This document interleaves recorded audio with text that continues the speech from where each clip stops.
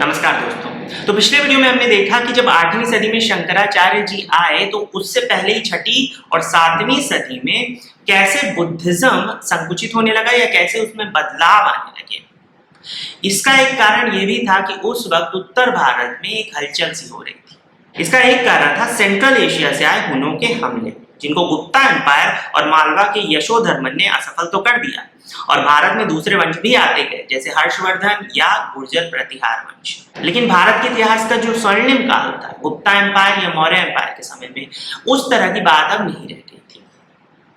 समाज में काफी बदलाव हो रहे थे और क्योंकि हमारा समाज धर्म से जुड़ा हुआ है तो समाज में बदलाव हुए तो धर्म में भी कुछ कुछ बदलाव होने लगे।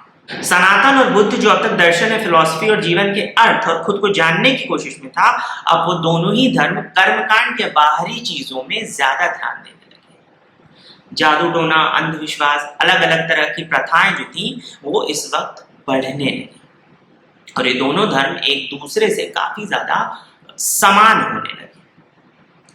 इन सब के बाद 8वीं सदी में आए शंकराचार्य जी। 8वीं सदी में जन्मे शंकराचार्य जी ने सन्यासियों और संतों के लिए मठों की शुरुआत की। अद्वैत वेदांत को मानने वाले शंकराचार्य जी ने समाज में वर्ण व्यवस्था को तो माना, लेकिन साथ ही उन्होंने ये भी कहा कि व्यक्ति अपने कर्मों के आधार पर ज्ञान की प्राप्ति कर सकता है, यानी जाति से इसका कोई भी लेना देना नहीं है, ये सिर्फ एक सोशल स्ट्रक्चर है।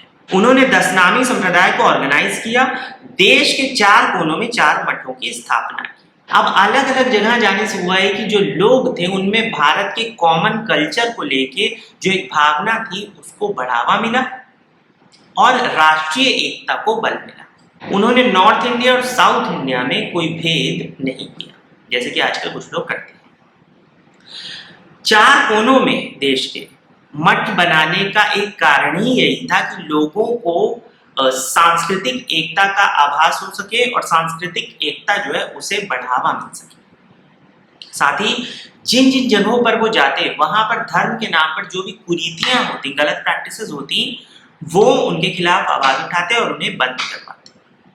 दिलचस्प बात यह है कि इनके मठों का सिस्टम एक तरह से बौद्ध धर्म में जो संघ होते हैं उनसे मिलता जुलता था। वैदिक धर्म में जो 6 दर्शन हैं उसमें से अद्वैत वेदांत को मानने वाले शंकराचार्य जी ने आत्मा की बात की और आज का जो सनातन धर्म है वो इस फिलॉसफी और मीमांसा की जो फिलॉसफी है उससे ही काफी मिलता जुलता है या उसी का एक रूप है। हम जानते हैं कि इन्होंने भारत भ्रमण किया और 4 कोनों में 4 मठों की स्थापना की और जो 4 धाम पहले ही भारत को, यहाँ के धर्म को और दर्शन को एक साथ जोड़ते थे, उन्हें और बल मिला और भारत में राष्ट्रीय एकता और सांस्कृतिक एकता को बढ़ावा मिला, जो उस वक्त बहुत जरूरी था भारतीय जनमानस के लिए। जैसा कि मैंने कहा 6ठी और 7वीं सदी में क्योंकि बहुत ज्यादा हलचल हो रही थी भारत की राजनीति में, इसलिए ये सब जरूरी था और ये सब किया शंकराचार्य जी ने।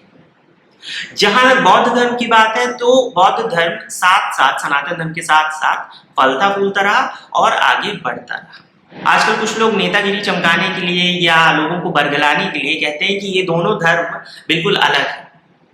तरह तरह के स्पीचेस या वीडियोस आप देख सकते हैं, जबकि महात्मा बुद्ध की जो टीचिंग्स थी वो अद्वैत उपनिषद की फिलॉसफी से बहुत ज्यादा मिलती जुलती है। आज आपको बहुत से बौद्ध धर्म को मानने वाले लोग मिलेंगे जो हिंदू धर्म के देवी देवताओं के बारे में आपत्तिजनक टिप्पणी करते हैं, लेकिन आपको कोई हिंदू नहीं मिलेगा जो महात्मा बुद्ध के खिलाफ एक भी शब्द बोले। कभी सोचा है कि ऐसा क्यों होता है?